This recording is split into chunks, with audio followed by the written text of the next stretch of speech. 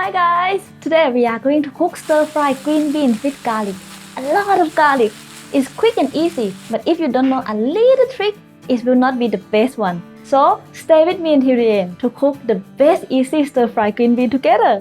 I would like to share with you guys how I chose the right green beans for this recipe. It's better to choose young and tender green beans. Try to pick the ones that do not curve out because they can be a little bit tough and usually have more fibers, not the most enjoyable ones to chew. And finally, you need to look for the ones that are relatively slender.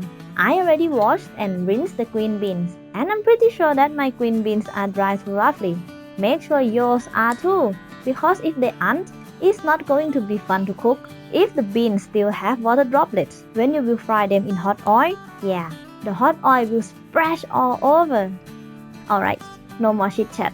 I will remove the end with the stem and then just spread the green bean in half. At this point, if you choose well, job done.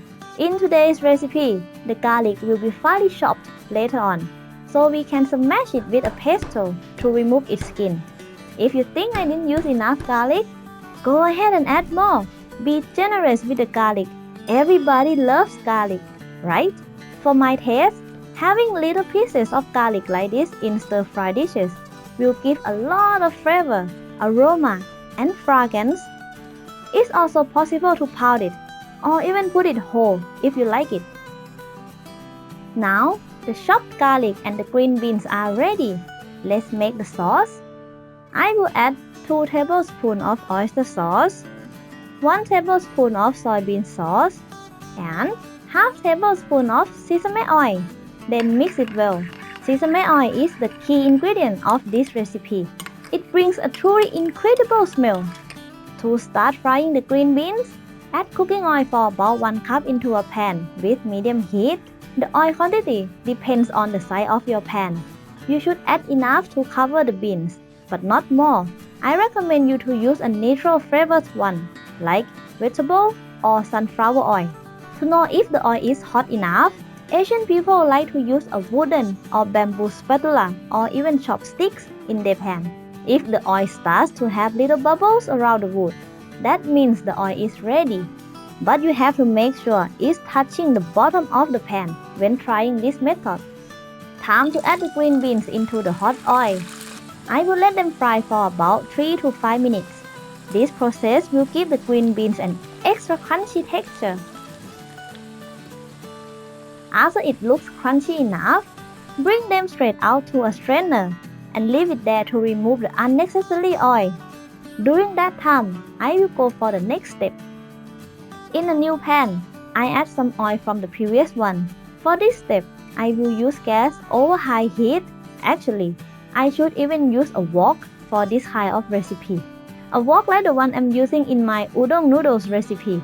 Check it out if you haven't yet, by the way. So why am I not using it? This story will be for another day. But back to cooking. Add chopped garlic. Fry it for about 1 to 2 minutes until the garlic turns to a nice golden yellow color. Then add the green beans and toast until it's all mixed. After that, add the sauce that we made earlier. Woo! The smell of fried garlic, sesame oil, and the sauce is fantastic. Make sure you toss it with over high heat. Like that, you will have the extra sharp smell in the dish. Sprinkle some sesame seeds and chili flakes for more texture and flavor.